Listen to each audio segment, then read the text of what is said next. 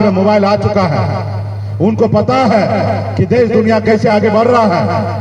अब निषाद का बेटा अपना आने वाला पीढ़ी का बच्चे का भविष्य जो है 200 रुपया में नहीं बेचेगा। आप हमारी सुनोगे तो हम आपकी सुनेंगे, आप हमारी नहीं सुनोगे तो हम भी आपका नहीं सुनेंगे। आप हमारे बच्चे का फिक्र करोगे, आप अगर हमारे बच्चे का फिक्र करोगे तो हम आपका फिक्र करेंगे। अगर आप हमारे बच्चे का फिक्र नहीं करेंगे तो मोदी जी हम भी आपके बच्चे का फिक्र नहीं करेंगे, हम आपका फिक्र नहीं करेंगे। तो इसलिए साथियों ऐसे संकल्प लेना पड़ेगा, लड़ाई लड़ना पड़ेगा। और हमेशा आप लोगों ने साथ दिया है। चीनी बिना चाय यात्रा जब मोदी जी आ रहे थे तो आप लोगों ने चैलेंज किया था। एक दिन पहले आपने 25,000 युवा मोटरसाइकिल से उतरकर ये रोड को आपने जाम कर दिया था। 8 किलोमीटर रोड का लंबा आपने कतार आपने खड़ा कर दिया था। और उस समय मैंने चैलेंज किया था कि कोई बता दे, इतना बड़ा रैली कोई करके दिखा दे, उसको 10 लाख रुपया का इनाम देंगे। आज तक कोई कर नहीं दिखाया। तो साथियों आप एकलव्य के वंशज हैं, आप अमर शहीद जुब्बा साहनी के वंशज हैं, आप वीरांगना फूलन देवी के वंशज हैं। आपने देखा वीरांगना फूलन देवी के बारे में सुना होगा। हमारी माता हमारे बहना के साथ तो लोगों ने गलत किया था। उन्होंने बता दिया देश दुनिया को कि निषाद का बेटी सिर्फ चूड़ी पहनना नहीं जानती है, अगर हमारे साथ अन्याय करोगे तो हम तुम्हारे सीने पे गोली ठाकने के लिए तैयार हैं। और उसने दिखा दिया कि गरीब समाज की बेटी के साथ अन्याय करने के बदले में 18 को लो लाइन में खड़ा करके गोली मारने का काम किया। साथियों हम उनके बच्चे हैं, हम उनके वंशज हैं, हम एकलव्य के वंशज हैं। साथियों हमें आने वाला समय में अपने हक अधिकार के लिए लड़ाई लड़कर और कामयाबी हासिल करेंगे। निषाद को बेटा को आरक्षण दिलाएंगे। जब तक आरक्षण नहीं होगा तब तक कोई गठबंधन नहीं, और गठबंधन नहीं तो वोट नहीं, अब वोट नहीं तो दिल्ली की सरकार नहीं। साथियों इसके लिए हम लोग लड़ेंगे। तो क्या आप लोग लड़ाई लड़ने के लिए तैयार है ना? भाई आवाज में दम नहीं है, क्या ये आवाज में दिल्ली तक पहुंचेगा? आप लड़ाई लड़ने के लिए तैयार हैं? हाँ ये आवाज है ना, मोदी जी को दोनों कान से सुनाई देगा, ठीक है ना? तो अभी उसको सुनाई देगा, उसके साथ साथ दिखाई भी देना चाहिए। इस बार हमने ऐसा दवा बनाया है जैसे कोरोना काल में देश के डॉक्टर ने बनाया था, वैक्सीन बनाया था, और वैक्सीन बना था देश के लोगों को सुरक्षित करने के लिए। हमने भी एक ऐसा वैक्सीन बनाया है। वो जितना वैक्सीन लगाइएगा आने वाला समय में निषाद का बेटा का भविष्य सुरक्षित होगा, हर तकलीफ से दूर होगा। और जितना वैक्सीन लगाइएगा उतना मोदी जी का जो कुर्सी है ना ऐसे ऐसे हिलेगा। उस वैक्सीन का नाम क्या है? उस वैक्सीन का नाम है गंगा जल। उस वैक्सीन का नाम है गंगा जल। और वो गंगा जल जब जितना आप वैक्सीन लगाइएगा, जितना माता बहन नौजवान साथी संकल्प लीजिएगा, उतना मोदी जी को पता चल जाएगा कि जितना हाथ उठा है वो हाथ अभी कमल के छाप पे बटन नहीं गिरेगा, वो नाव पे गिरेगा। और जो नाव का बात मानेगा उसी नाव पे कमल को बैठाएगा। अगर नाव का बात नहीं माना तो बीच मझधार में कमल को उतार के और बीच मझधार में डुबाने का काम करेगा। ये नाव वो है साथियों। तो इसलिए संकल्प लेना है। तो क्या आप लोग संकल्प लेने के लिए तैयार हैं? संकल्प लेने के लिए तैयार हैं तो गंगा जल निकालिए, वैक्सीन निकालिए, सभी लोग जेब से निकालिए, घर के लिए नहीं दिए हैं।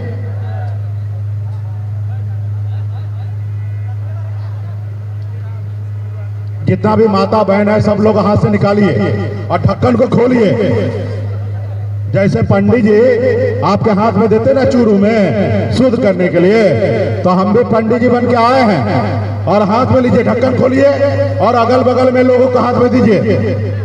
जिसके पास भी है उसके अगल बगल में बांटने का काम कीजिए।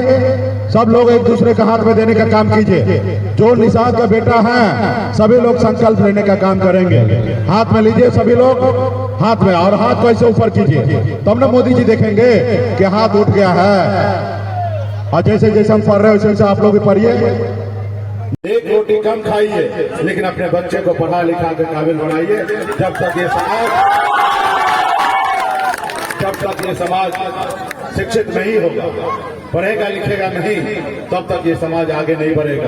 कि अगर आप अपने बच्चे का भविष्य अगर अच्छा देखना चाहते हैं तो आप अपने बच्चे को पढ़ा लिखा के काबिल बनाइए। साथियों, पहले राजा के घर में बच्चा जन्म लेता था, रानी के कोख से, तो उसे राजा बनाया जाता था। लेकिन लोकतंत्र के बाद आपके पास वोट गिराने का ताकत दिया और बाबा साहब ने बता दिया, जब राजा के घर में जो बच्चा जन्म लेगा, जरूरी नहीं है कि वही राजा बनेगा।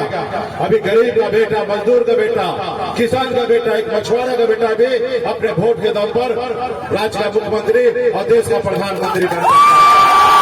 हमारे आदरणीय लालू प्रसाद यादव जी वोट को ताकत को समझे, उन्होंने अपना एक पार्टी बनाया।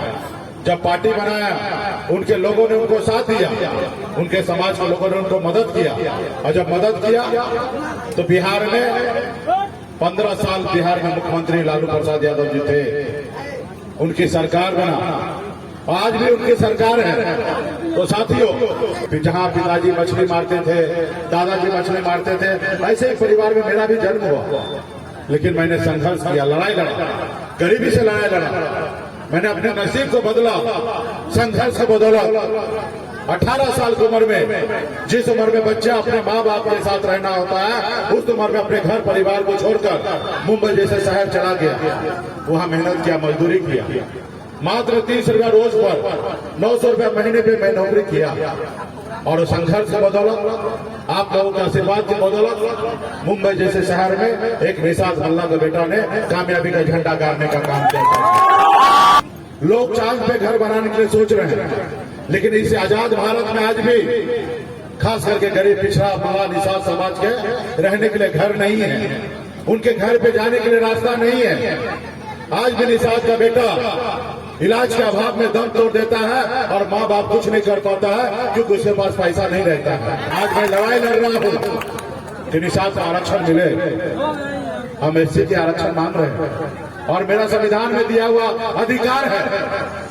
जब हमारे एक भाई को बंगाल में आरक्षण मिल सकता है तो बिहार में क्यों नहीं? जब दिल्ली में आरक्षण मिल सकता है तो बिहार में क्यों नहीं? जबकि बिहार, बंगाल, उड़ीसा, झारखंड, ये सब पहले एक ही राज्य हुआ करता था। जब देश एक है, देश के संविधान एक है, देश के चलाने वाला मुखिया माननीय प्रधानमंत्री एक है, तो हमारे साथ भेदभाव क्यों हो रहा है? तो इसलिए साथियों, आपके साथ भेदभाव इसलिए हो रहा है क्योंकि आपने संघर्ष नहीं किया, लड़ाई नहीं लड़ा, आपने कभी अपने बच्चे का भविष्य के बारे में नहीं सोचा, आपने अपने वोट को शक्ति को नहीं पहचाना, इसलिए आज आपके साथ भेदभाव हो रहा है। आज बताइए ना, ठंड का समय आएगा, दिसंबर महीना आएगा, उस समय में लोग अपने रजाई से बाहर नहीं निकलते हैं, लेकिन आपका भाई, आपका बेटा, आपका अपना उस ठंड में पानी में उतर कर मछली मारता है। अगर मछली नहीं मारेंगे तो घर पे चूल्हा नहीं जलेगा। तो साथियों, उसके लिए किसको लड़ना है? उसके लिए आप ही को लड़ना पड़ेगा। आज बताइए ना, बंगाल में आरक्षण बिहार में क्यों नहीं? आज हम 3 राज्य में घूमते हैं, यूपी, बिहार, झारखंड, 3 राज्य में 137 जिला है। 137 जिला में एक भी निषाद का बेटा कलेक्टर नहीं है। इसका दोषी कौन है?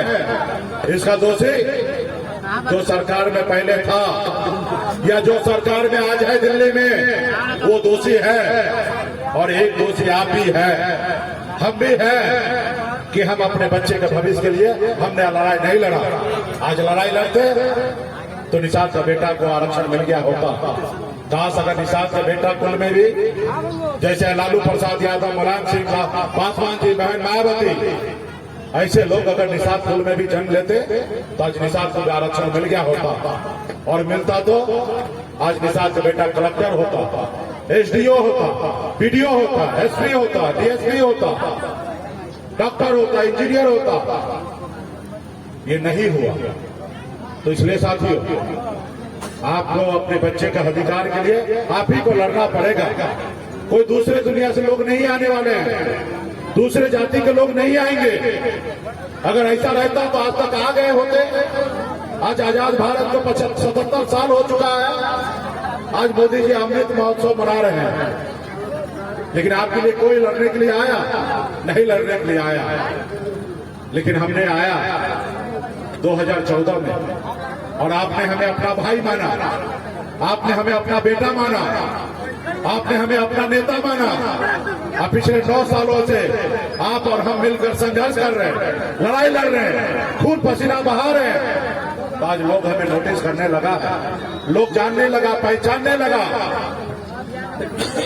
कल तक ये मिसाल तो कोई जानता नहीं था।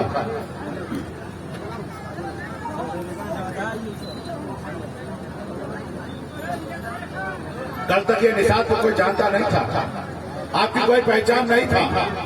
आपका सिर्फ इतना ही पहचान था कि 5 साल में 2 बार आप उपयोग में आते थे वोट गिराने के लिए, और 200 रुपया आपको मिलता था, या कोई खिला पिला देता था, आप वोट गिरा देते थे। बस इतना ही जानता था। जब आप और हम मिलकर संघर्ष करने लगे, लोग हमें जानने लगा, पहचानने लगा।